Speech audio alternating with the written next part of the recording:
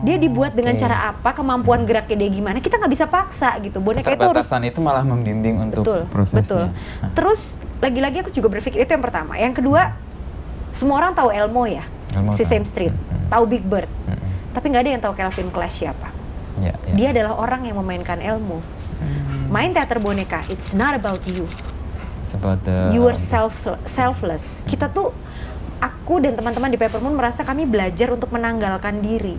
Ini semua tentang bonekanya, ini semua tentang ceritanya gitu.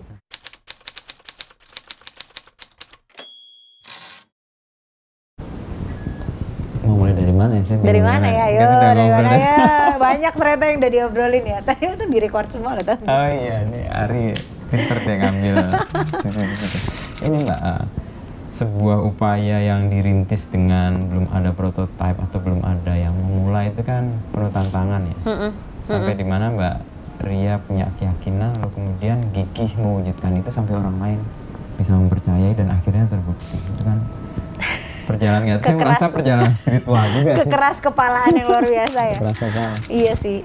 Sebenarnya kalau Peppermoon sendiri itu kan organik banget ya Mas ya. Itu tidak didesain sejak awal akan berbentuk seperti apa gitu loh. Semua yang kami lakukan di Peppermoon itu aku pikir itu tumbuh karena kebutuhan orang-orang yang bekerja di dalamnya gitu. Oke. Jadi awalnya Peppermoon itu kan aku tuh bikin sesimpel, aku suka sama seni rupa, aku senang seni pertunjukan, dan aku concern sama pendidikan seni untuk anak. Awalnya itu.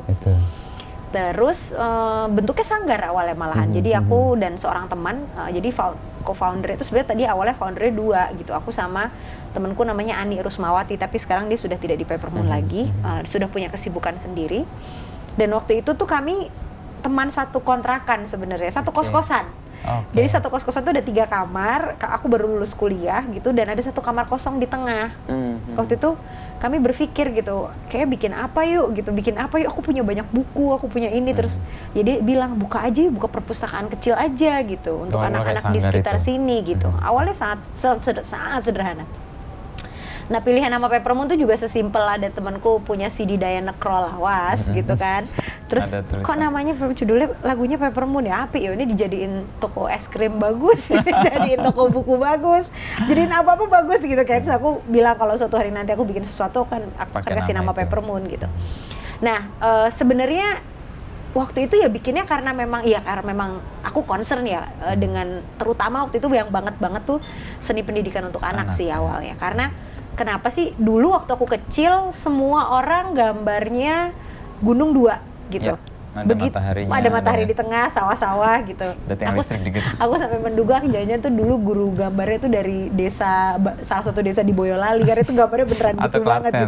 Atau Klaten, bener kayak kelihatannya gitu. Nah, sedangkan yang sekarang kalau anak-anak itu lomba gambarnya sama, gradasinya warnanya sama, ketebak tuh yang masuk sanggar. Kok nggak ada bedanya ya sama dulu gitu? Apakah memang seni itu hanya untuk imitasi? Apakah seni itu hanya untuk meniru gitu? Harusnya kan nggak, seni itu untuk ekspresi gitu. Harusnya tetap ada ruang untuk itu. Jadi waktu itu kami berpikir buka sanggar tuh untuk itu. Nah, awalnya tuh juga yang tadi aku bilang sangat organik ya, karena bentuknya akhirnya memutuskan taunya ya komunitas gitu kan. Jadi banyak banget teman-teman yang Kamengo dateng gitu. Baru sebulan jalan kena gempa. 2006. Baru jalan sebulan kena gempa, ambruk kabeh gitu. Terus kita berpikir kita bisa bikin apa ya gitu. Jadi kalau nggak salah seminggu setelah gempa kami udah angkat barang-barang dari studio, dari sanggar kami waktu itu untuk berkeliling ke desa-desa untuk bikin safe space buat anak-anak. Jadi waktu itu kami berpikir kami nggak mungkin membantu orang tua membangun rumah lagi, kita nggak mungkin membantu di dapur umum. Apa yang bisa kita lakukan gitu. Dan waktu itu yang ada di benak saya dan teman-teman, ya ini orang tuanya pusing ngurusin rumahnya, anak-anaknya nggak ada yang ngurusin gitu, dan mereka nggak punya tempat yang aman gitu untuk mereka mau main, mau apa gitu, karena semua betul. Akhirnya kami mengambil bagian di situ. Jadi membangun tenda, terus diisiin pakai buku-buku, ada alat gambar gitu, dan kami berkeliling selama 1,5 tahun melakukan itu gitu. Setelah selesai, rumah sudah mulai terbangun, aktivitas sudah mulai berjalan lagi di desa masing-masing gitu. Akhirnya kita kembali ke real life dong gitu. Begitu juga dengan teman-teman Peppermoon yang lain. Ya mereka kembali ke dunia nyata, harus kerja, harus menikah, ada yang macam-macam. Tersisa saya dan beberapa teman waktu itu, dan Iwan waktu itu kami baru married. Kami menikah 2007 gitu. Iwan itu udah ikut sih jadi fasilitator seni rupanya gitu. Di Peppermoon. Di Peppermoon sudah ikut. Tapi emang dia kan seni rupa ya, dia visual artist gitu. Nah, akhirnya waktu itu ketika ngurusin komunitas ternyata capek ya. Ngurusin komunitas. Karena bukan bidang ini kan. Dan orang-orang kan come and go ya. Maksudnya ketika komunitas itu selus itu gitu, tidak ada tekanan, orang bisa datang kapanpun gitu. Akhirnya waktu itu sampai di titik yang tersisa hanya saya dan Iwan. Hanya saya dan Iwan, dan kami berpikir ya kita sebenarnya cita-citanya apa sih dari apa yang kita pengenin selama ini, sudah kita lakukan selama 2 tahun ini tuh sebenarnya apa. Itu 2008. Terus kami memutuskan memang harus jadi seniman ya gitu, untuk bisa sharing, untuk bisa ngasih workshop dengan proper, untuk bisa bercerita banyak. Itu tuh mau nggak mau harus jadi seniman gitu, karena kita membuat karya, tapi kita juga bisa membaginya dengan orang lain gitu. Akhirnya berubahlah nama Peppermoon itu menjadi Peppermoon Puppet Theater, karena kemudian itu yang menurut, ya aku nemuin passion baru gitu, yang menggabungkan si seni teater dengan seni rupa itu tadi gitu. Perjalanannya seperti yang tadi aku bilang, lagi-lagi sangat organik ya. Akhirnya ketika mengalir banget Mas, jadi yang awalnya komunitas banyak itu akhirnya kita putuskan ya kita by project aja gitu. Kalau yang dibutuhin siapa ya ayo gitu. Akhirnya waktu itu mulai 6 orang itu solid dari tahun 2000, mungkin 2010 tuh mulai solid sampai 2015 kemudian berganti personel gitu. Nah sampai sekarang kami berlima gitu. Jadi kemudian kenapa bikin festival teater boneka internasional, kenapa bikin rumah residensi, kenapa jadi itu semuanya organik banget gitu. Dan keras kepala sih. Emang ngeyel. Untuk mendapatkan kekeras kepalaan itu apa yang mendasari keyakinan Mbak Ria ya, sehingga kayak tadi keputusan ini harus dijalankan dengan seniman nih, digarap dengan menjadi seniman gitu. Padahal kalau kita di era saya setidaknya, mungkin juga eranya Mbak Ria ya, kalau jadi seniman itu orang tua kan kayak seniman. Iya, mau makan apa gitu ya, masih gitu ya. Apalagi sebuah dan profesinya Mbak Ria di kesenimanannya pun belum ada. Iya, nggak ada contohnya. Contohnya artinya ini sudah seniman, nggak ada acuan. Kalau rupa kan, wah ada apa nih? Bener, betul. Peppermoon, teater boneka, tadi apa kakak? Nah, itu gimana? Titik keyakinan lalu kemudian dan keras kepala untuk mewujudkan.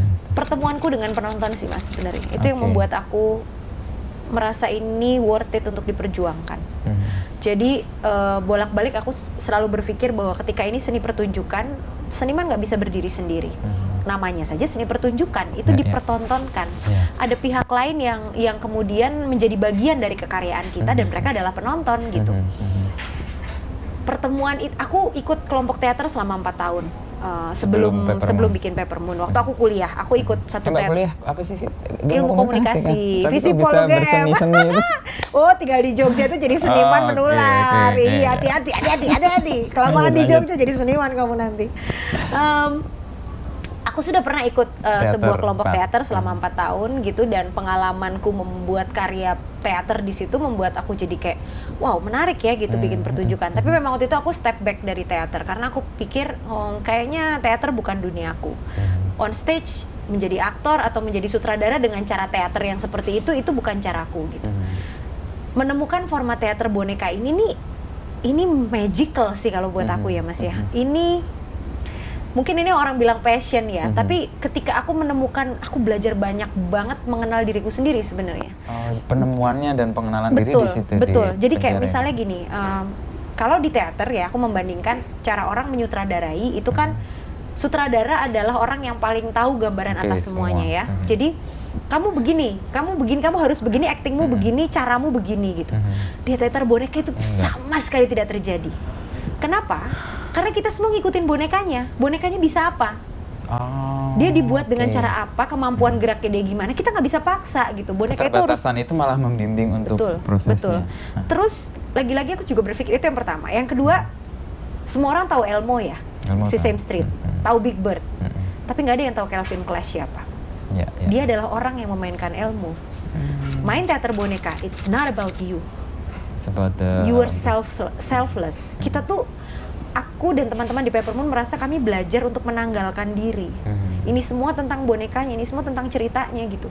Dan dengan cara seperti itu, kami ngerasa jadi, aku di satu titik ngerasa, wah gila ya gitu. Kayak ini abis pentas kan Peppermint punya ritual ngundang penonton ke panggung ya.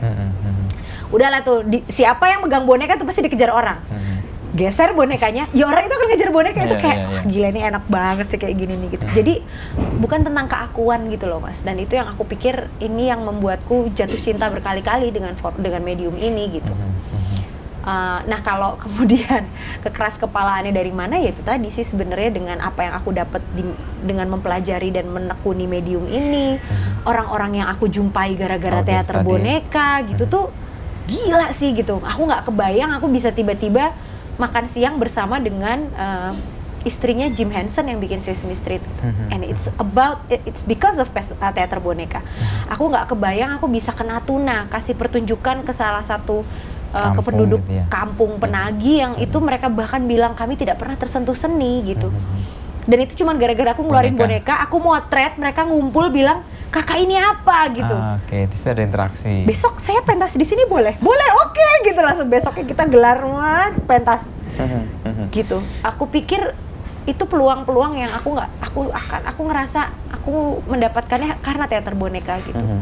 Banyak perjalanan, banyak pertemuan, ketemu sama para penyintas 65 gitu. Yang cerita-cerita masa lalu. Kami pernah juga bikin workshop untuk penyintas GAM Aceh dan juga Papua, konflik Papua itu lewat teater boneka gitu. Maksudnya ini medium yang orang tadinya pandang mungkin sebelah mata ya. Atau sangat sederhana. Iya betul. Atau teater boneka. Oh iya yang buat dongeng-dongeng di sekolah itu ya gitu. Bukan. Tapi juga di satu titik kami merasa gini.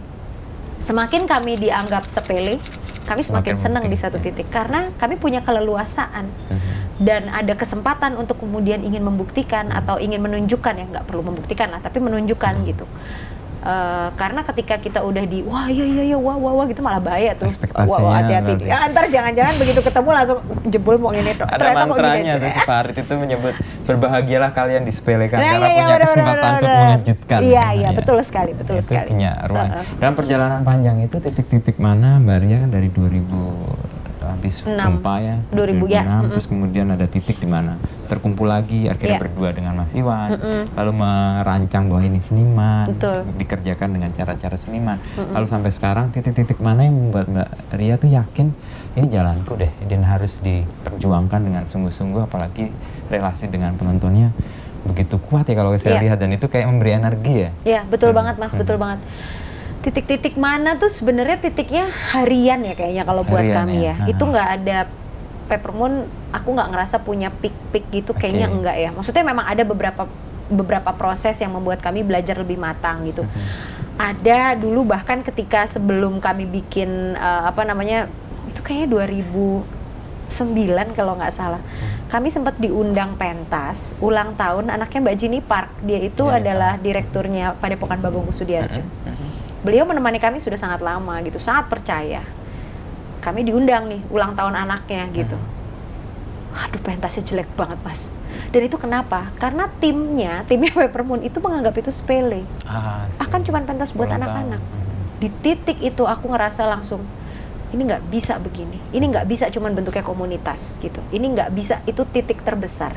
Kegagalan hari itu adalah pecutan paling besar. Jadi Mbak Ginny tuh setiap kali sekarang nonton pertunjukan Peppermint dia bilang, gila ya Ria, aku tuh masih ingat betul bagaimana kamu merasa gagal di pertunjukan hari itu, ulang tahun anaknya gitu.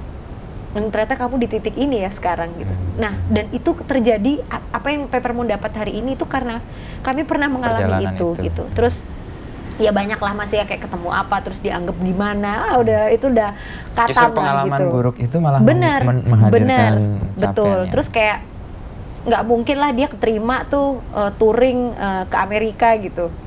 Ternyata kami yang terpilih bareng sama Jogja Hip Hop kan gitu. Sering diulas di banyak kisah ya tentang Mbak Ria sama Mas Iwan residensi di New York dan itu betul. Kan kayak menemukan reborn sih itu kayaknya. Jadi sebenarnya lebih karena ini sih. Jadi emang tahun 2009-2010 tuh 6 bulan aku sama Iwan tuh dapat grant untuk residensi Asian Cultural Council di New York City gitu. Nah yang jadi menarik sebenarnya di saat itu Peppermint tuh justru malah lagi itu baru mulai banget kan, kayak baru 3 tahun umurnya, karyanya belum terlalu banyak. Sedangkan yang sering apply ke residensi itu tuh seniman-seniman senior gitu, dan mereka sampai, hah, Ria keterima, gimana ceritanya? Wah, banyak banget Mas yang aku denger suara sumbang sumir atau fales ya. Dan kok bisa sih, nggak percaya sebenarnya kok bisa gitu. Nah, aku juga sebenarnya sampai hari ini masih bingung kenapa kita keterima ya gitu. Tapi memang betul sih, maksudnya umurku waktu itu 25 atau 25 tahun, pokoknya masih sangat, 27 aku waktu itu. Jadi mungkin mereka juga melihat ada banyak kesempatan di depan yang kalau kamu berangkatnya sekarang ada ruang panjang itu ke depan tuh kamu mau ngapa-ngapain masih banyak tuh, masih penasaranmu masih banyak gitu. Sebenarnya yang terjadi sebelum kami melakukan perjalanan itu, kami kan kalau ngobrolin tentang seni itu selalu sama teman-teman lintas disiplin, anak-anak teater, anak-anak seni rupa, anak-anak tari gitu, anak-anak musik. Tapi sama seniman teater bonekanya sendiri tuh kami ketemunya dalang lah ya gitu, teman-teman dalang gitu. Tapi kan logikanya juga sangat berbeda gitu. Jadi tandemnya tuh nih ngobrolnya, jadi kayak kami ngumpulin puzzle biasanya. Begitu kesana ketemu 70 seniman teater boneka. Dari yang kalau nonton pentas tuh harus pakai password apa karena itu dilarang, tempatnya itu bekas mafia drugs gitu, banyak bolongan, bekas peluru gitu-gitu, sampai nonton di Broadway gitu. Range-nya tuh gede banget. Bener Mas, bener di New York apalagi ya gitu. Nah, jadi dan sekitarnya waktu itu kami juga ke Boston, Baltimore, lain-lain. Nah di situ tuh kayak reborn, kayak kebentuk gitu. Dan aku berangkat berdua sama Iwan, yang kami berdua notabene awalnya punya background yang sangat berbeda. Dia visual artist, biasa kerja studio sendirian. Aku anak teater dan komunitas yang apa-apa dirembuk bareng-bareng gitu. Dia jengkel banget, kayak sempet gak usah deket-deket gitu.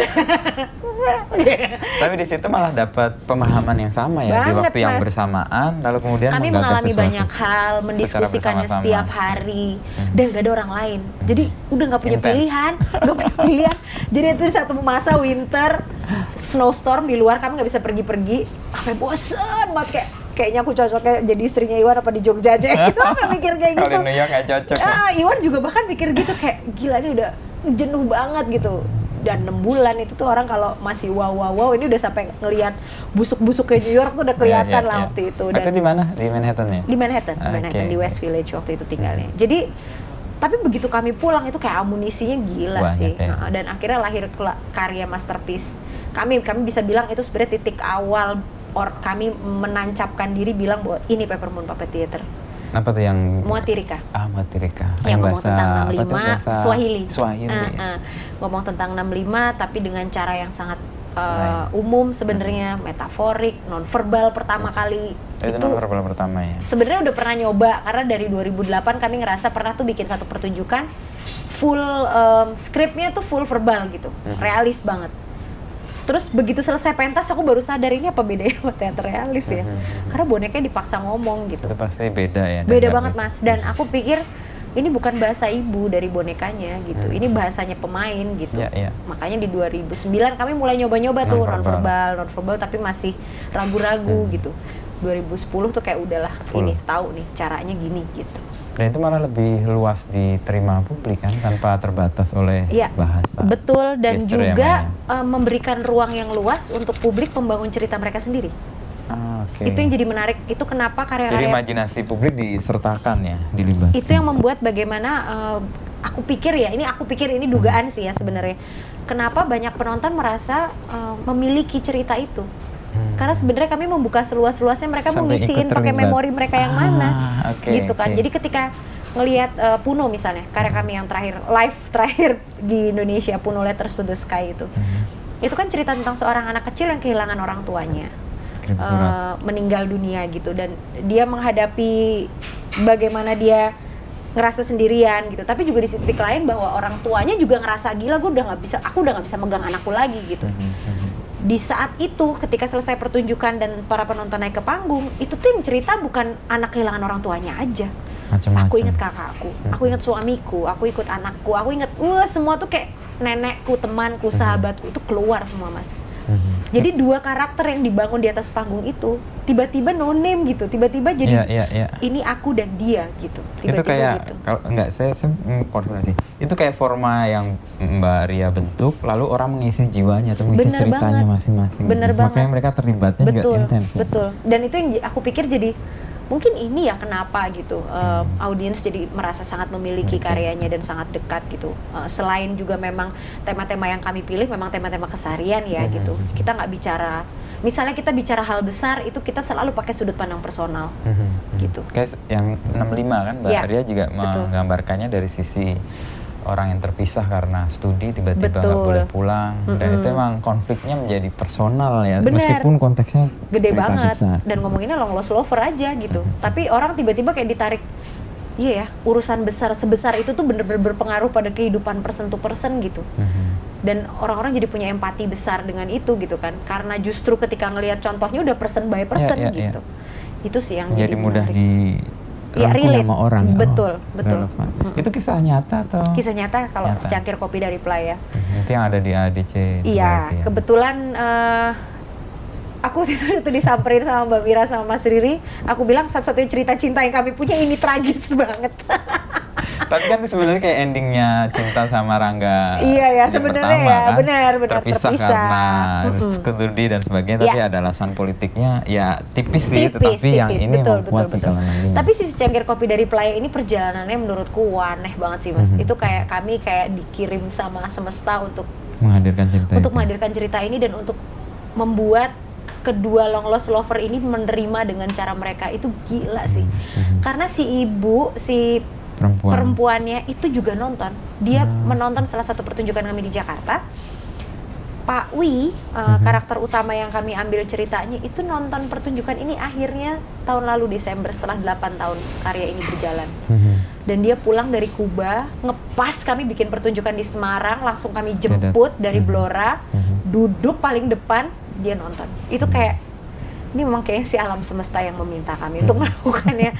It's not about big clapping audience having standing ovation gitu, bukan. Ini tentang dua orang ini dua pribadi yang menonton di saat yang berbeda dan membuat mereka mengingat lagi. Dan Sektoris mereka akhirnya ketemu nggak? Mereka ketemu karena dibantu sama Andi Malarangeng waktu itu. Andi. Ceritanya panjang itu, wah silang sengkarutnya luar biasa sih. Kalau Mbak Ria melihat masa lalu tuh bagaimana ya? Karena itu mengungkit cerita lama ya. Apa yang Mbak Ria maksud atau niat apa Mbak Ria menggarap itu? Apakah mengangkat memorinya kah? Atau memunculkan lagi konteks selamanya? Atau ya tadi sentuh personal-personal itu karena kisahnya jadi universal sebenarnya. Kenapa masa lalu penting? Karena buatku itu membuat kita paham kita berada di mana sekarang sih. Tanah yang kita pijak itu tanah yang seperti apa. Udara yang kita hirup itu udara yang seperti apa. Darah yang ngalir di tubuh kita itu gen kita tuh gen apa gitu. Kultur macam apa yang dimiliki oleh orang tua kita sebelumnya gitu. Ketakutan apa yang mereka simpan. Dan mungkin itu kemudian akan berpengaruh pada diri kita gitu. Aku pikir kalau kita paham apa yang terjadi masa lalu, kita akan mengerti apa yang terjadi hari ini dan mau kemana kita ke depan. Aku pikir itu jadi penting. Kenapa cerita-cerita masa lampau itu menurutku selalu menarik diulik dengan cara yang baru ya Mas. Karena kemudian juga it could be happen anytime gitu. Sejarah itu bisa berulang gitu. Makanya waktu itu aku bilang, sebenarnya waktu ketika kami memutuskan pentas Muatirika pertama kali itu kan, itu pertama kali kami mengangkat cerita kami sendiri ya, dengan tema 65 gitu. Ya waktu itu kami cuma berpikir bahwa kita pengen sejarah ini terpapar untuk mereka yang sama sekali tidak tahu apa yang terjadi di 65. Karena itu terjadi. Waktu kami pentas, bayangin ada jurnalis datang, dia bilang, emang 65 ada apa Mbak? Ganyang Malaysia. Serius. Sampai kayak, dan dia masih sangat muda. Dan aku bilang, ya ini juga nggak salah. Ya, sejarah orang tua tidak diajarkan dengan tepat.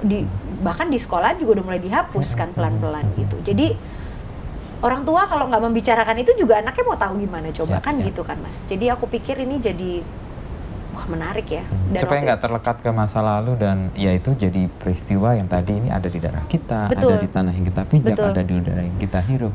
Gimana Mbak Ria melempatkan masa lalu itu?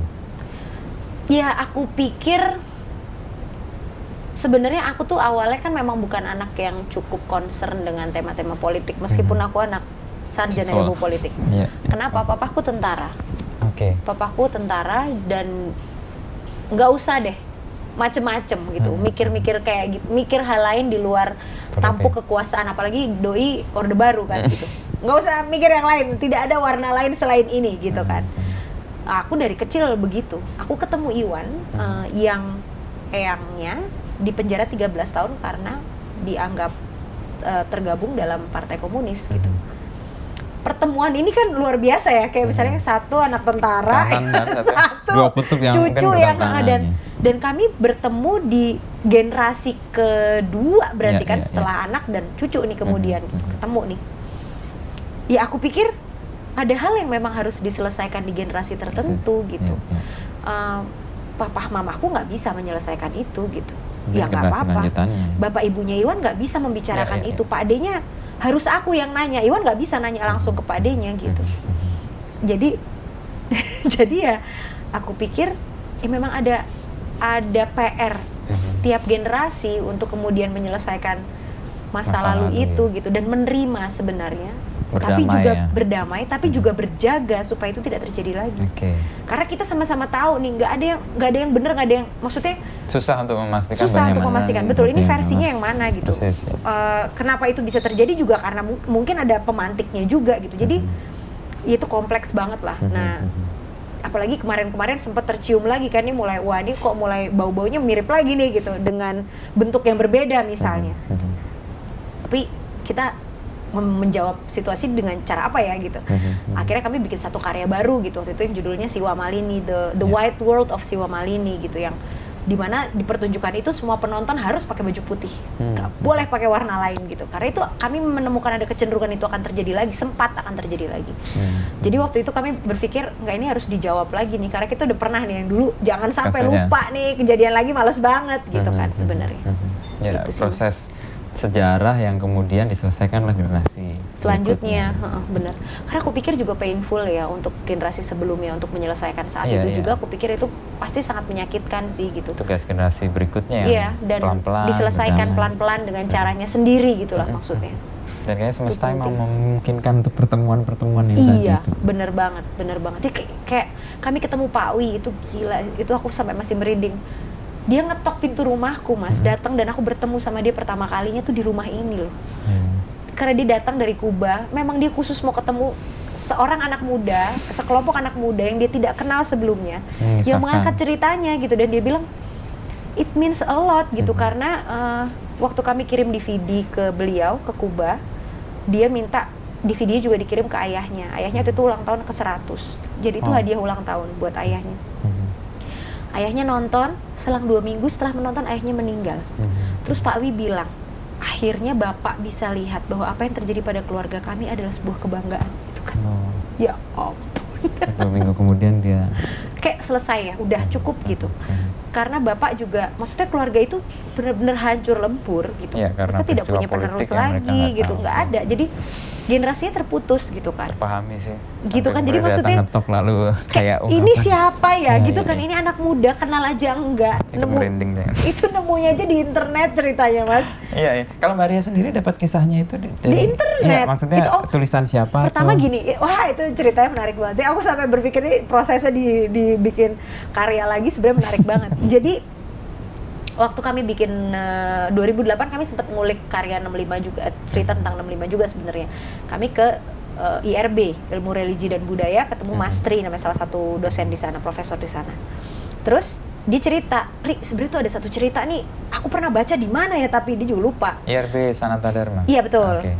Jadi ada bapak-bapak, dia itu adalah dulu tuh dikirim sama Soekarno ke Uni Soviet kalau nggak salah. Pokoknya informasi nggak ada yang jelas gitu. Terus dia memutuskan, intinya dia meninggalkan tunangannya, terus kemudian dia berangkat. Ketika dia harusnya pulang, kejadian dong 65 gitu, tragedi, tentu saja dia cut segala macam, dia nggak bisa pulang. Tapi sampai hari ini tuh dia masih pegang tuh janji tuh, dia nggak nikah sama orang lain gitu. Terus tahu nggak sih pas zaman Gus Dur dia pulang ke Indonesia, masa dia naik bis yang sama trayeknya di Jakarta dengan bis yang dulu mereka sering pakai berdua lah gitu kalau pacaran gitu. Berharap kalau itu ibu ada di dalam bis itu kan ya selama 3 bulan Mas dia melakukan itu tiap sore. Itu kan ini orang kok masih hidup, ada orang kayak begini tuh gimana? Tapi namanya siapa Mas? Ya nggak inget aku gitu. Artikelnya baca di mana? Ya nggak inget aku. Pokoknya semuanya nggak inget. Terus riset. Udah nih 2011 itu 2008. 2011 ketika wah nih kayak harus bikin sini karya ini nih. Aku nyimpen kan, aku anaknya gitu. Jadi kalau ketemu ada apa terus tak simpen gitu. Ntar celengannya dibuka pas tahun berapa gitu kan. Oh kita bikin nih, kita bikin gitu. Terus cari datanya dari mana ya? In the name of the almighty Google. Ketemulah itu pelan-pelan. Mahasiswa nggak bisa pulang. Apa pokoknya keywords random.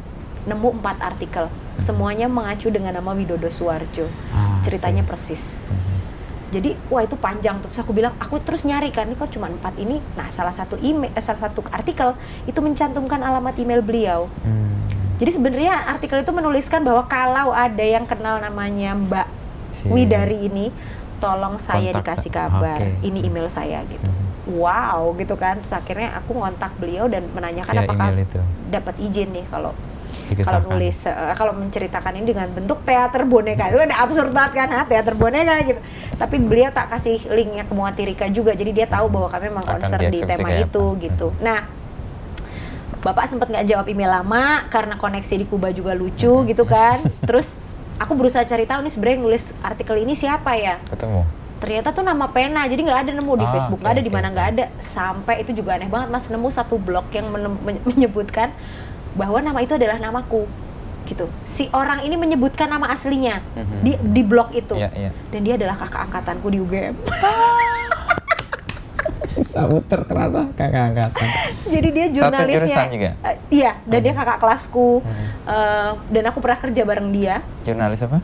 Dulu dia jurnalis SBY ternyata. Jadi kenapa dia bisa ketemu Pak Wi? Karena dia waktu itu ikut timnya ke Kuba, timnya di Malarangi. Mbak Nenden. Betul banget. Iya. Saya langsung kontak dia, Mbak, kamu yang nulis artikel ini? Iya, aku. Merinding aku. Gila kan Mas? Kita hidup di orang yang sama ternyata.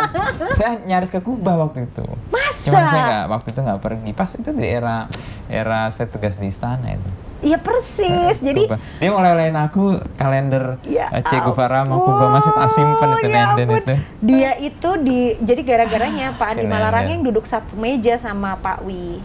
Pak Wi kan sudah jadi warga negara kehormatan kan, dia exile.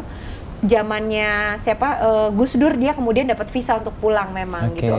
Karena Gus Dur kan melakukan banyak rekonsiliasi ya.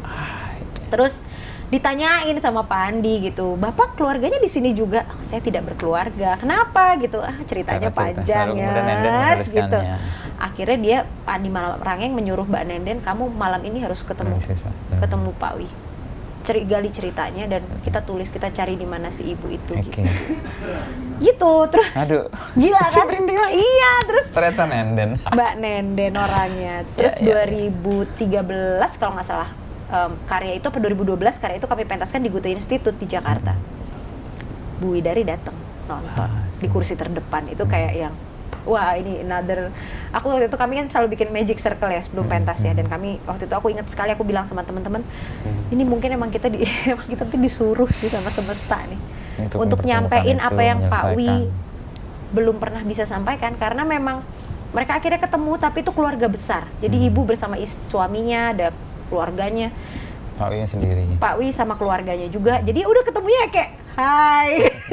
Gimana? Ada terkatakan tetapi nggak bisa ngomong kan Mas. Saya mendapati kisah yang kurang lebih sama waktu saya ke Ceko, ke Praha. Kayak banyak Mas ya cerita-cerita kayak gitu. Saya ada keluarga yang kurang lebih kayak gini. Tapi mungkin kalau digali lebih dalam mungkin juga ada kisah-kisah ceritanya yang pasti kayak gitu. Gila sih. Tapi bahwa perjalanan sebuah karya bisa ketemu relung-relung pribadi ini yang aku amazed banget. Dan itu yang menyentuh pribadi-pribadi lain. Betul. Saya percaya kalau karya dikerjakan dengan hati, akan hati lain yang tersentuh. Dan itu punya. Aku tuh menurutku ya Mas ya, karya tuh nggak bisa bohong, proses tuh nggak bisa bohong.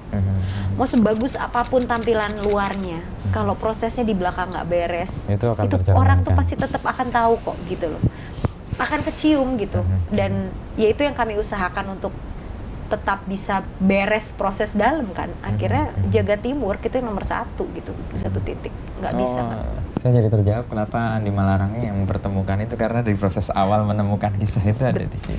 Betul. Tadi saya mau tanya, tapi terus kok Andi Malarangeng gitu ya ternyata. Dan saya bisa nembak. Karena itu benar-benar wah, Mbak Nenden. Nanti kalau ini saya kasih tahu deh. Saya dikasih kartu kalender. Oh gitu. Jadi perjalanan C dari dia awal, lalu kemudian sama anaknya dan sebagainya, itu masih aku simpan sampai sekarang, itu dari Nenden. Tuh kamu kalau berhasil jalan tuh kamu jadi mungkin aku ketemu sama Pak Wi gitu kamu malah. Lucu banget. Oke, Pak Wi. Lalu yang lain, Mbak, saya masih merinding tuh bayangin kita dapat kisah itu dan saya tercerah, iya kan. Lalu untuk proses-proses kreatif yang lain, apakah se-magic itu, Mbak? Atau each proses sih menurut aku selalu menemukan ke ininya sendiri ya, keunikannya masing-masing ya gitu. Ada lagi memang caranya berbeda, magicalnya lain lah ya gitu, pertemuan-pertemuannya juga berbeda, tapi ada beberapa karya yang kayak aku tuh nempatin kayak sebenarnya setiap kali kami bikin karya baru tuh kayak kami nyiapin, karena kami selalu berpikir ini harus jadi satu pertanyaan besar yang sedang dihadapi sekarang, jadi itu pasti energinya gede kan Mas, ketika kita berusaha mencari tahu dan berusaha memecahkan pertanyaan itu gitu di kepala. Yang relevan kan sebenarnya di situ. Benar, karena pun kayak misalnya ada commission work, kami akan selalu mencari cara gimana dari tema ini tuh sebenarnya apa sih yang perlu kita gali gitu. Nah, yang kayak gitu tuh perjalanannya luar biasa sih. Aku masih inget jadi kayak misalnya Puno Letters to the Sky itu kan sebenarnya juga karya sangat sederhana sebenarnya. Kita ngomongin seorang anak yang kehilangan orang tuanya gitu. Tapi sebenarnya tidak sederhana itu gitu. Buat aku pribadi, awalnya 2014 karya itu kami bikin, ini kan udah dua versi. 2014 tuh sebenarnya bentuk kami menuntaskan janji kepada seorang sahabat yang harusnya kami bikin karya bareng. Dia orang Filipina, dia seniman Filipina, sudden death. Dan dia sangat ngebet banget, kamu harus bikin sesuatu tentang langit. Kita bikin tentang langit karena langit tuh sama tuh bahasa Tagalog sama bahasa Indonesia langit artinya ya, sama, ya. Tapi kalau di bahasa Tagalog ketambahan surga gitu. Terus, kenapa sih kok kamu ini banget, ngebet banget sih bikin karya gitu kan? Iya nih, waduh, dia gini banget deh sama kami deh, aku sama Iwan. Meninggal di sudden death. Dia punya anak 2, umurnya masih 6 dan 6 tahun, masih kecil-kecil banget anaknya waktu itu. Wah, udah hancur Mina kan aku. Itu bulan Maret dia meninggal. Bulan Mei aku sama Iwan berangkat ke Filipina untuk ke kuburannya dia gitu, untuk ketemu keluarganya, dan sedekat itu kami. Jadi kayak ini harus kami berangkat ke Filipina itu sampai kayak gitu. Oke, kita akan bikin karya untuk kamu gitu, untuk mewujudkan itu. Waktu itu jalan nih karyanya. Pada saat aku ngerjain karya itu aku hamil lunang. Yang tadinya aku sama sekali tidak berpikir aku mau hamil gitu, kayak nanti deh gitu. Tapi pas aku bikin karya itu tuh pas aku hamil, jadi kayak wow, ini ada yang meninggal, ada yang lahir gitu kan. Jadi kayak gitu. Memang siklusnya begitu. Nah, 2018 ketika kami bikin karya ini lagi, aku sudah jadi orang tua. Dulu aku adalah seorang anak yang kehilangan orang tuaku, papa mamaku udah nggak ada gitu kan. Ketika aku bikin karya 2014, aku posisiku benar-benar orang yang kehilangan. Begitu sampai di 2018, I could be both gitu kan. Nah, itu yang membuat aku jadi, itu karya itu emosional banget sih. Aku inget banget di satu masa latihan, aku kan nyutradarain, aku nggak main kan, nyusun gitu. Biasanya kami latihan kan adegan ini dulu, ya udah taruh adegan ini, taruh gitu. Hari itu semua digabung. Aku bisa nangis sesenggukan begitu nonton, terus aku bilang, ini bikin apa sih? Gue tuh bikin apa gitu. Terus anak-anak yang di panggung, bu, kenapa ya? Terlibat banget, emosional banget ya berarti. Parah sih Mas, maksudku, wah gini ya rasanya gitu. Terus ya pas aku nonton beberapa kali, karena posisiku sutradara dan waktu itu aku nggak megang table light gitu, kan kayak orang-orang pada bilang kan, ya enak kan rasanya, lu rasain sendiri lo nonton karyanya gitu. Dan di titik itu aku ngerasa banyak orang ketika datang nonton pertunjukan Puno, mereka kayak diizinkan untuk menangis sekuat-kuatnya di depan banyak orang, and admit that you lost them, dan mengakui bahwa kamu marah, kamu mengakui bahwa kamu kehilangan. Dan itu ternyata mamaku meninggal kan tahun 99 ya Mas. Itu karya itu 2018, itu yang karya 2018 itu tuh setelah 20 tahun mamaku nggak ada gitu, dan aku baru bisa rilis ternyata gitu. Prosesnya panjang itu ya. Terapi ternyata buat aku gitu, kayak aku bisa terima mereka pergi gitu. Kakakku, mamaku, papaku tuh di titik itu, wow gila ya, karena setiap kami bikin Magic Circle kami menyebut karya ini setiap pemain akan mempersembahkan karya ini buat siapa gitu. Dan hari ini kita mengundang lagi jiwa mereka untuk datang, jiwa orang-orang, karena di karya itu juga kami ini bikin beberapa bulan sebelum karya itu dipentasin, kami sebar di sosial media. Kalau kamu kangen, merindukan orang yang kamu cintai yang sudah meninggal dunia, kirimkan surat buat mereka lewat kami. Kami berjanji mengirimkannya ke langit. Ratusan Mas kami dapat surat. Dan itu kami rewrite, kami tulis ulang di ada satu set kapal-kapal kertas itu yang digantung di ceiling teater ya. Dan di akhir semua turun, semua orang boleh datang dan membaca. Jadi di titik itu tuh kayak semua orang tuh sharing dan banyak kali sih. Aku ngelihat ada orang nggak kenal nih tadinya datang nih, mbaknya datang sendiri, yang ini datang sama pacarnya pas sama temennya gitu, yang sebelah nangis sesenggukan, ini orang nggak kenal tiba-tiba meluk. Karena mungkin connect kayak perasaan gila nih mbaknya, gila nangis itu kayak apa gitu, bolak-balik aku pas buat pentas penonton yang itu juga kayak ini ya, kayak rilis buat mereka banget. Perasaan kehilangan. Dan yang masih belum pernah, mungkin ada banyak, aku juga ngeliat anak sama orang tua, karena kan pertunjukan itu kami bikin bilangnya untuk anak usia 6 sampai 80 tahun. Anak, dua-duanya anak tuh ya, 80 juga anak tuh gitu. Sering banget aku ngeliat nih pairing gitu, anak orang tua datang gitu, anaknya lebih kecil gitu. Nanti di tengah-tengah pertunjukan tuh nempel makin lama. Papahnya mulai gini, mulai meluk sampai selesai gak dilepas gitu. Berapa banyak sih karya yang bisa dinikmati oleh keluarga dengan cara seperti ini gitu. Melibatkan seluruh emosi apalagi dan menyembuhkan tadi kan rilis. Bener, dan itu banyak banget Mas, ada yang datang ke aku. Saya baru connect tadi Mbak Ria bilang Peppermoon ini justru penemuan diri ya. Mbak Ria menemukan juga ya. Banget, ini bentuk, kalau jadi seniman tuh memang kalau buat aku sebenarnya kita tuh terapi diri sendiri nomor satu gitu kan. Kayak ada itu tadi, pertanyaan apa yang kita punya itu yang berusaha kita selesaikan kan sebenarnya. Dan jadi pertanyaan banyak orang sebenarnya. Dan ternyata itu juga pertanyaan banyak orang, karena being personal is political. Ya kan gitu. Ya ini aku sampai waktu itu bilang kan, di Asia tuh kita tuh tidak diizinkan menangis bahkan ketika orang kesayangan kita meninggal gitu. Udah sabar, udah nggak apa-apa. Karena itu yang aku rasain. Jadi ternyata selama 20 tahun itu tuh aku nahan. Ketika orang menghendaki kita tidak, kamu kuat, kamu pasti kuat, dan itu yang padahal dari los saja harus ya udah nangis tuh, kamu butuh nangis meskipun nanti ya sudah selesai ya, tapi kamu sudah mengeluarkan, kamu marah nggak apa-apa gitu. Itu jadi kayak terapi massal sih waktu itu, kayak pulang keluar matanya pada Mas Kopi. Dari poin-poin ini yang membuat Mbak Ria, tadi pertanyaan saya awal ini membuat Mbak Ria yakin di jalan ini dengan keras kepala ini akhirnya menemukan audiensnya, dan audiensnya memberi energi juga ya? Banget Mas, karena aku pikir kalau nggak ada audiens kami kayaknya udah bubar dari kemarin sih.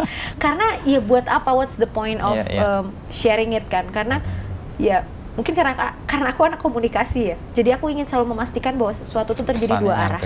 Dan dua arah, jadi mereka juga kenapa kami selalu mengundang audiens ke panggung, karena di titik itu kalau mereka mau komplain, kalau mereka langsung mau ngece, mereka mau appreciate, ya saat itu juga itu bisa mereka lakukan, dan itu energi besar gitu. Itu energi besar sih gitu. Soal Peppermoon sendiri Mbak, kan melibatkan banyak orang ya, lalu ada orang yang kemudian pergi, datang dan sebagainya. Saya baca Monocle 2 tahun lalu sih, ada satu komunitas juga di Jepang kayak gitu, tempat kayak hub itu ya. Ada senior artis di situ, memungkinkan banyak junior artis bergabung, tapi setelah sekian lama junior itu malah diberi ruang, kamu keluar deh, meluaskan sayapmu atau membuat unit baru yang sesuai dengan bidangmu. Tapi orang bisa kembali lagi ke situ untuk dapat energinya. Ini kan saya lihat juga kayak di Peppermoon kayak gitu ya. Ada Wulang di situ, ada yang lain juga. Memaknai orang yang datang dan pergi dan membentuk Peppermoon ini gimana? Sebenarnya kalau saya dan Iwan sih dari awal selalu berpikir bahwa ya kami mau melakukan ini sampai mati gitu aja gitu. Dan sampai saat ini sebenarnya tim kami 5 orang yang sekarang bertahan. Jadi aku, Iwan, Anton Fajri, Benny Sanjaya sama Pambu Priyojati. Anton sama Benny itu udah 12 tahun di Peppermoon. Dari mereka yang tadinya masuk ke Peppermoon sama-sama, kita nggak tahu nih mau jadi apa, umurnya Peppermoon aja 14 ya Mas, mereka tahun masuk di tahun kedua gitu. Itu kita nggak tahu nih mau jadi apa Peppermoon. Nggak bayangin tur mancanegara dari Hong Kong, nggak ada gitu kan. Bener-bener yang mereka datang justru pada saat kami sedang mencari tahu kita mau ngapain gitu. Dan mereka yang sebenarnya juga membentuk Peppermoon sampai hari ini. Jadi Peppermoon itu perjalanan si Benny dan Anton ini emang wah luar biasa sih gitu. Dan melihat teman-teman ini bertumbuh dan berkembang, berkeluarga, punya rumah dari apa yang dilakukan dan setiap hari. Ini dan kemudian terbukti. Ya? Bener, dan kami tuh kan 9 to 9 itu kerjaannya cuman ini ya, nggak ada yang lain gitu. Ya kecuali Iwan sih, kalau dia visual artist gitu. Sama sepedaan gitu. Saya sama tanaman. Tapi Pambo yang member terakhir yang masuk, dia 5 tahun terakhir kerja bareng sama kami, dan itu juga jebakan Batman sebenarnya buat dia gitu, kayak wow ternyata lanjut, mau lagi terus gitu. Nah, untuk teman-teman ini aku pikir juga ya tentu saja semua orang punya hak untuk berkembang gitu. Saya pribadi selalu punya pegangan satu, Mas. Orang yang bekerja di Peppermoon harus bahagia. Kalau dia tidak bahagia atau dia ingin mencari kebahagiaan lain, silahkan. Karena setiap orang itu berhak bahagia. Nggak akan ada yang gujengi, nggak ada yang akan megangin kamu. Nggak. Kamu yang paling tahu gimana caranya bikin hidupmu bahagia. Kalau di sini bisa bikin hidupmu bahagia, ayo. Tapi kalau enggak, jangan pilih kami. Jangan pilih tempat ini. Mungkin memang nggak cocok gitu.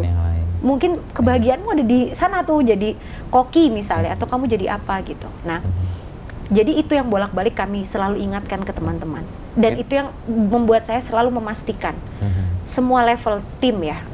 Peppermoon kan cuma 5 ini nih, semua orang nih melakukan mulai dari ngosek WC sampai pentas, ya orangnya sama ini orangnya gitu.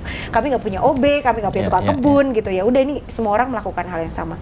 Tapi begitu kami bikin festival misalnya, atau kami bikin apa gitu, yang project yang memang membutuhkan banyak orang. Terlibat orang ya. Betul, kami akhirnya kan outsourcing ya istilahnya, tapi berkolaborasi juga dengan banyak orang. Nah, di titik itu juga itu yang tetap kami pegang gitu. Ya mereka harus happy. Kalau mereka nggak happy nggak usah gitu. Iya. Karena kan pasti akan tercermin sih di karyanya. Iya, benar. Dan aduh, ngapain sih capek-capek ngabisin waktu tapi kamu nggak bahagia gitu loh. Nggak usah. Udah take your time gitu. Tersiksa jadinya. Dan kan yang kasihan juga yang lain kan gitu. Jadi loss aja gitu. Jadi memang itu sebenarnya cara itu cukup lumayan berhasil buat kami akhirnya menentukan siapa yang akhirnya cocok bekerja sama gitu. Karena ya landasannya cuma kebahagiaan aja kok gitu. Itu persis sih, kalau saya di jurnalistik juga menjadikan itu pijakan. Kalau kamu nggak gembira dengan profesi ini, please coba cari profesi lain. Betul. Jangan karena dipaksa. Kalau nggak gembira, hasilnya pasti juga membuat kamu kayak bekerja secara terpaksa. Dan it waste your time. Itu buat apa kan ngabisin waktu? Umur kita tuh nggak panjang loh gitu. Panjang-panjang amat ya. Nggak panjang-panjang amat. Jadi udah bahagia tuh diusahakan deh. Gitu. Tapi seni lumayan agak panjang sih. Amin. Daripada hidup. Amin. Itu kredonya seniman untuk menghibur diri katanya. Betul, menghibur diri benar-benar. Amin kalau itu. Tapi dalam perjalanan ini Mbak Ria ada ketakutan nggak atau kecemasan? Karena pasti kan ada perubahan, pasti ada audiens yang berganti. Lalu deal dengan itu gimana? Apakah mengubah atau melakukan? Aku sama Iwan sempet, ini kalau sampai suatu hari teater boneka dilarang pentas di Indonesia, apa yang bakal kita lakukan ya? Sampai sejauh itu berpikir? Iyalah, pindah negara kali. Di mana audiens menerima ya? Karena ya kami percaya dengan medium ini kuat, medium ini bisa bicara dengan banyak orang dari berbagai lapisan, berbagai latar belakang, berbagai bahasa usia, latar belakang apapun ya, pendidikan, ekonomi, itu tuh bener-bener blend sekali. Nggak ada yang, medium ini teater boneka tuh buat kami tuh sangat inklusi, Mas, gitu. Ya kayak tadi aku bilang ya, dia bisa dipentaskan di gedung pertunjukan yang wow, atau di pinggir kampung, atau yang itu tadi aku bikin di Penagi, di kampung nelayan itu, dan mereka semua happy ngelihatnya gitu. Dan kalau sampai itu dilarang, itu masalah besar gitu buat kami. Itu satu ketakutan. Kayaknya itu ketakutan terbesar kami itu, ketika negara tidak mendukung kebebasan berbicara. Itu kayak kebebasan, itu ketakutan terbesar sebenarnya. Kebebasan berekspresi mungkin, karena iya betul sekali. Enggak ngomong, bener banget. Ya bener banget. Itu ketakutan paling besar sih sebenarnya. Tanah yang kami pijak ini seberapa, akhirnya ketika kami punya ketakutan itu, kami kan harus memupuk agar itu tidak terjadi kan sebenarnya. Dan itu dimulai dari kecil, dari anak kecil gitu. Itu harus merasakan bahwa menjadi ekspresif, bisa mengutarakan pendapat, mengapresiasi karya Iya. itu tuh dilatih gitu. Akhirnya jadi gitu sih. Jadi itu kenapa kami berpikir malah jadi wah ini berarti dari yang apa namanya anak-anak banget nih harus memahami, harus mengalami proses ini semua supaya dia juga bisa menghargai bahwa itu important gitu. Karena orang-orang yang mungkin menganggap itu tidak penting kan karena mereka tidak pernah mengalami ya. Iya. Gitu. Kan yang menjadi energi terbesar kan tadi kan audiens. Betul. Mbak Ria meluaskan audiens ini dengan cara apa? Dengan cara apa ya? Bikin karya yang bagus. Iya, karya atau genre yang berbeda. Enggak sih, ya kalau aku mikirnya gini Mas, PR-nya jadi seniman tuh kan bikin karya aja sebenarnya nomor satu itu. PR-nya bikin karya. Ketika karya ini dirasa dimiliki oleh banyak orang, temanya atau apapun lah kesannya. gitu. Kemudian orang kesannya gitu, orang penonton tuh jadi merasa memiliki karya ini. Dia akan sounding ke orang lain. Dan dengan begitu karya ini akan meluas. Itu troops-nya ya, Yep. pasukan-pasukan. Iya, betul banget. Legion lah. Banget.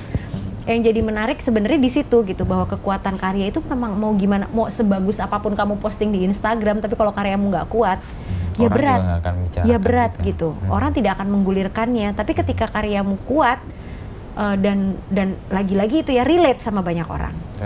Relevan. Itu menurutku jadi penting gitu. Caranya sih sebenarnya itu, tapi ketika kemudian oh kita bikin ini nggak ya, itu semua sebenarnya tergantung dari kita punya kegelisahan apa sih gitu. Oh, berangkat dari kegelisahan Betul, itu, lalu kayak kami kemudian pernah bikin relate ya? project sama teman-teman tuli misalnya.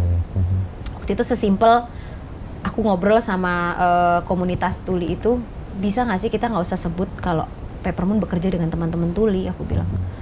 Kita ganti ya namanya, projectnya kita bikin aja nama projectnya, tapi tidak perlu terlalu diagung-agungkan bahwa kami bekerja dengan teman-teman tuli gitu. Karena apa? Karena kalau kita mau benar-benar setara, ya yang ditunjukin karyanya. Aku bilang gitu sama teman-teman waktu itu. Oke. Kami waktu itu bikin projectnya namanya Bawayang, project bayang-wayang gitu. Karena shadow theater memang konsepnya. 10 hari kami berproses sama teman-teman itu selama 1 bulan gitu. Tadinya mereka tuh namanya Dev Art Community, nama komunitasnya gitu. Karena satu dan lain hal, akhirnya mereka setelah Bawayang selesai, proyeknya selesai, aku dikontak. Boleh nggak kami pakai nama ini untuk nama kelompok baru kami gitu. Dengan senang hati dong gitu. Jadi sekarang mereka menghilangkan kata Dev-nya. Dan itu menurut aku, ya itu tidak ditujukan bahwa audiensnya akan merembet ke sana kan Mas, tapi kemudian ada teman-teman lain yang terinspirasi dan kemudian asik membuat karya mereka sendiri, ya itu efek dari karyanya mungkin gitu. Jadi ya gitu sih. Membuat karya itu serelevan mungkin pada publiknya ya. Ya berangkat dari kegelisahan tadi. Terus aku ingat banget satu lagi sih Mas Inu. Stage manager Peppermoon, Mas Gading Paksi itu pernah menuliskan, Peppermoon bikin buku nih, judulnya Selepas Napas. Nah di buku itu kami meminta orang-orang terdekat dan orang-orang yang cukup jauh juga, tapi yang mengamati cukup intens Peppermoon menulis tentang apapun lah, tentang Peppermoon pokoknya. Terus Gading ini bener-bener on point banget, dia bilang, ya Peppermoon itu, aku pernah ingat obrolanku sama Ria dan aku lupa aku pernah ngomong itu. Tujuan kami bikin karya itu adalah mencari teman. Dan emang iya. Jadi maksudnya temannya jadi pertemuan, kolaborasi itu, bahkan kolaborasi ya kalau menurutku kolaborasi itu berhasil kalau setelahnya ada pertemanan. Kalau bubar ya berarti nggak berhasil. Mau sebagus apapun karyanya gitu. Karena koneksinya akan berlanjut ya. Benar. By the end of the day it's about the relationship between human gitu.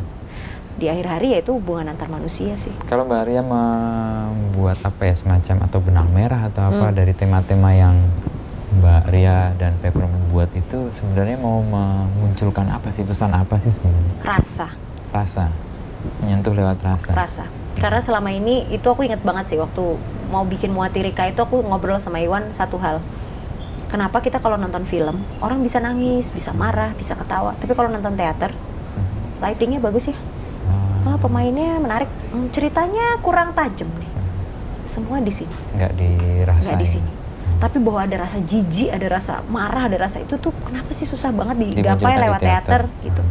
Akhirnya kami memutuskan, masa sih, coba yuk kita ngulik rasa di dalam sebuah pertunjukan tuh jadinya gimana ya? Karena kita orang Jawa gitu, kita orang Jawa yang memakai roso itu ini ya, poin gitu. Beda sama roso nah, lain itu kekuatan. Tapi itu jadi on point gitu, itu jadi penting gitu, bahwa ketika kamu berpikir tuh harus seimbang Dengan- pikiran dan rasa gitu. Bener atau enggak itu tuh pikiran dan rasa yang jalan gitu. Nurani tuh harus didengerin gitu Iya, kan. iya, iya. Mengasah itu sebenarnya. Oke. Jadi sebenarnya semua benang merahnya rasa Rasa sebenarnya. itu kenapa juga universal ya, karena Betul. kan mudah diterima ya, karena yang tersentuh adalah nggak hanya otak. Betul, Kalau otak betul. kan orang ada resistensi untuk Ini bukan ide gua, bukan ini ceritaku gua nih. banget. Tapi begitu rasa yang disentuh kan, Bentar, connect bentar, ya bentar. ideologinya apapun gitu. Bener, Rasa ya. bener. Dan Rasa. mengolah rasa itu gimana Mbak Ria sendiri mempraktekannya hal Gimana ya? Being sensitif kali ya. Oke. Sensitif aja gitu. Mungkin karena aku suka sama anak kecil ya Mas ya. Oke. Dari dulu aku suka sama anak kecil. Aku sempet bekerja di sebuah TK juga gitu. Dan aku belajar banyak bagaimana anak-anak itu kan mereka belajar semua hal kan gitu. Belajar memahami dirinya, belajar itu tuh mengekspresikan dirinya, kenapa mukul nggak boleh. Itu kan semua kayak itu rules yang kita pelajari dari kecil, tapi begitu kita dewasa kita lupa. Kenapa dulu waktu kita kecil kita boleh sayang-sayang hewan, kita nggak boleh petik tanaman, tapi begitu kita dewasa kayak seenak aja nebang aja gitu, bunuh aja gitu. Itu berarti ada yang miss tuh di perjalanan menjadi dewasa, jangan-jangan gitu. Aku apalagi setelah ada Lunang ya, itu jadi kayak makin wah gila, nggak bisa macem-macem nih. Ya. Gitu dan anaknya emang sensitif banget sih jadinya tuh kayak ini salah nih, kayaknya ini anaknya sensitif banget nih jadinya gitu. Tapi menarik gitu bahwa kemudian ya kalau bukannya yang membedakan kita dengan hewan itu juga adalah akal budi dan rasa kan sebenarnya. Kita punya ya hewan aja bisa merasa loh gitu kan, apalagi kita harusnya gitu. Ya gitu sih Mas, maksudnya mungkin aku sekarang mempraktekannya lewat dengan keseharian sebagai teman bekerja di Peppermoon, sebagai istri, sebagai ibu, sebagai pencinta tanaman, sebagai teman gitu. Ya nyoba itu aja. Dan situ biasanya ketemu sih, mengolah kegelisahannya jadi mudah ya, karena sensitif kan. Iya. Kenapa nih perasaan ini muncul? Kenapa ini kekhawatiran ini datang? Apakah ini juga mewakili audiens saya? Itu kemudian jadi bagian yang ulang alik aja terus prosesnya gitu. Aku nggak pernah nonton, kami nggak punya TV di rumah ini juga kan. Jadi menyaksikan, maksudnya mungkin juga dengan menyibukkan diri dengan melakukan gitu tuh juga jadi banyak ya sense-nya ya. Sense-nya tuh yang kerja semua gitu. Iya. Kayak bercocok tanam, aku suka nanem gitu misalnya, itu kan sense fisiknya kerja semua. Itu praktek-praktek berkesadaran. Betul. Menyentuh. Bersepeda. Loh. Ini bersepeda. Ini pembenaran kali doi, ini. kalau itu doi Tapi sih. benar itu. Iya benar. Buat saya sendiri juga itu kesempatan untuk merasakan semua secara total. Kan? Benar. Dan kita dengan badan kita, dan sendiri itu penting juga sih akhirnya. Iya, benar. Itu juga diperlukan untuk memberi sesekali ruang kita untuk menemukan tadi untuk Mbak berhenti Ria, sebentar. dalam perjalanan itu kan akhirnya teater atau berkesenian ini akhirnya penemuan diri sendiri juga. Jadi membentuk dan akhirnya menemukan. Gitu. Top deh, keren. Tapi kita terkoneksi dengan Nenden ya. Iya, aku nggak itu menyangka loh, ini baru tahu. Mbak Nenden memang. Iya, aku kaget sih Mas waktu lihat. Hah?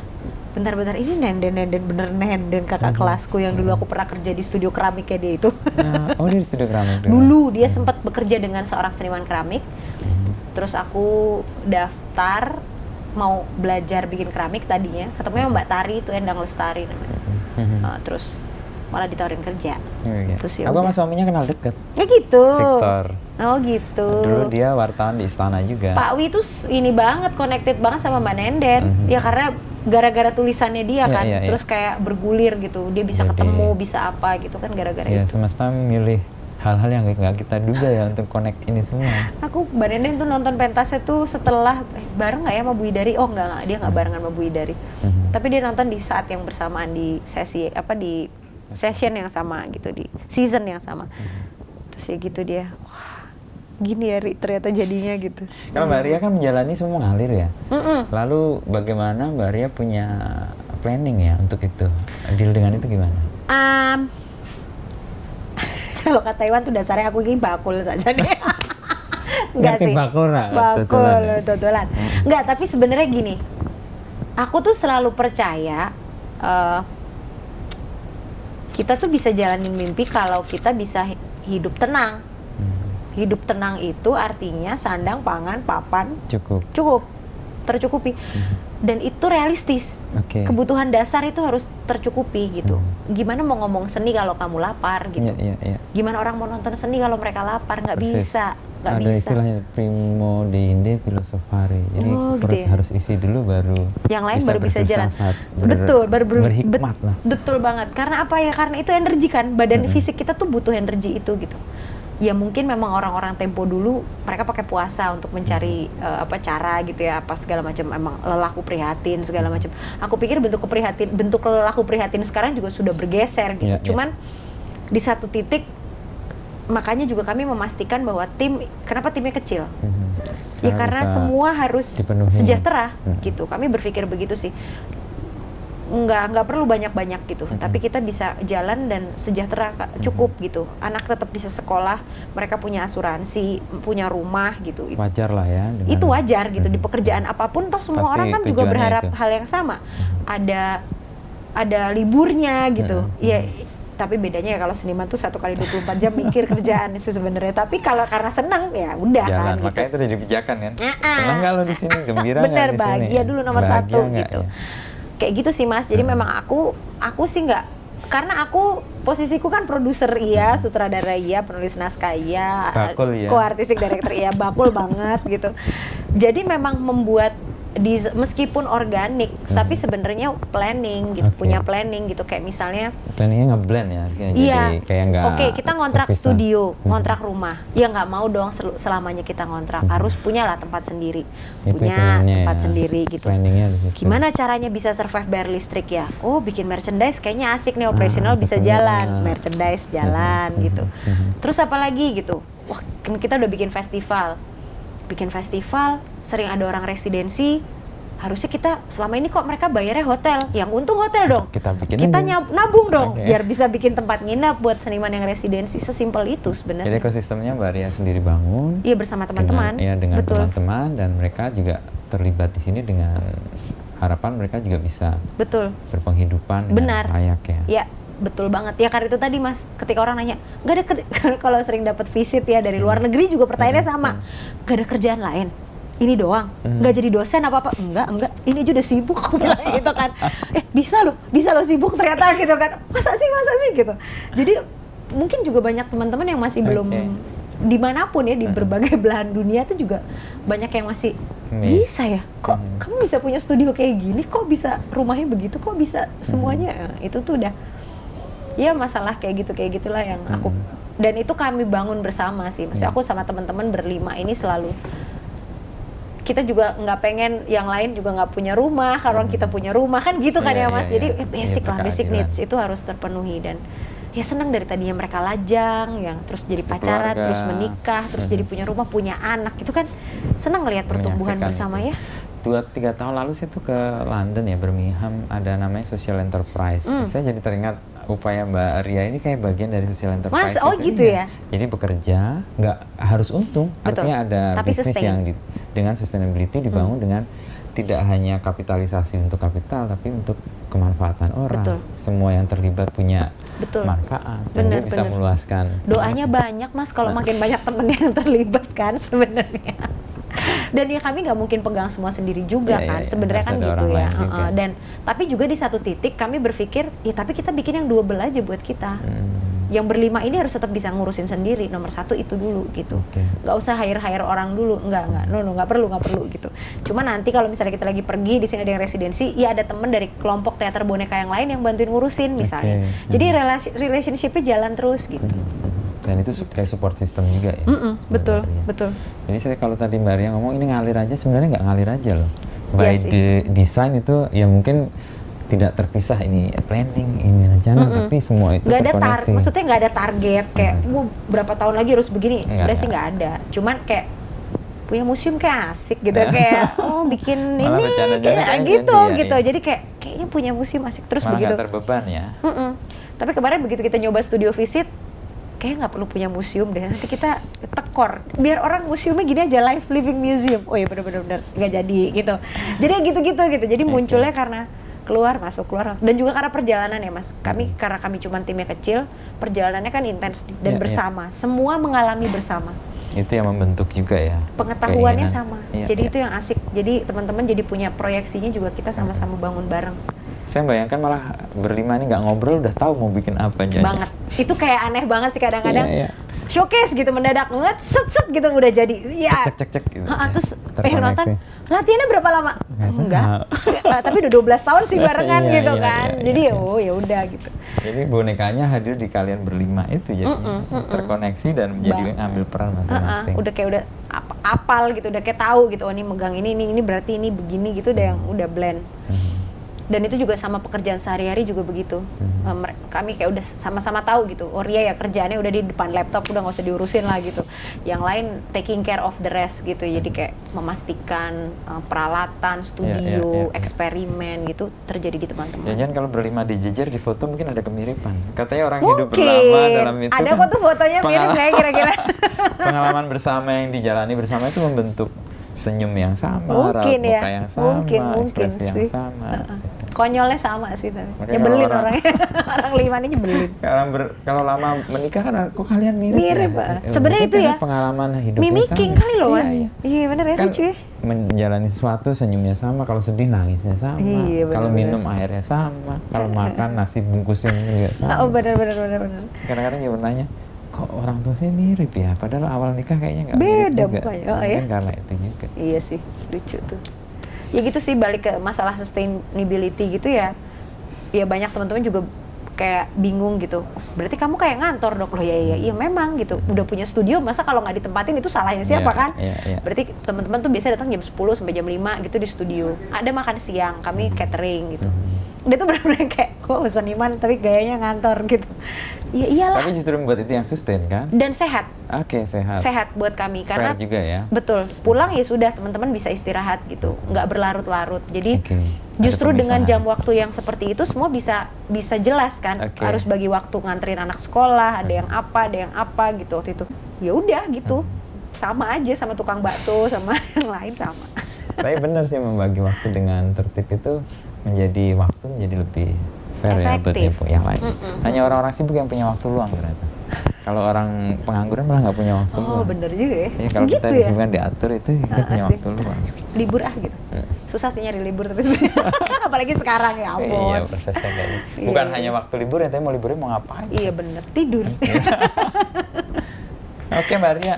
Thank Ini you, ngobrol Mas. seru banget nih, kalau mau Iya dilanjut loh, masih bisa 2-3 panjang jam loh lagi. kita. Nanti kita bikin Astaga. episode berikutnya. Sip. Tapi saya beberapa kali merinding dari connect dengan orang-orang, Orang-orang dengan yang dekat kisah, ya. lalu dengan Bener. penemuan-penemuan diri yang Mbak Ria Asik sih. dapat dalam perjalanan berkarya.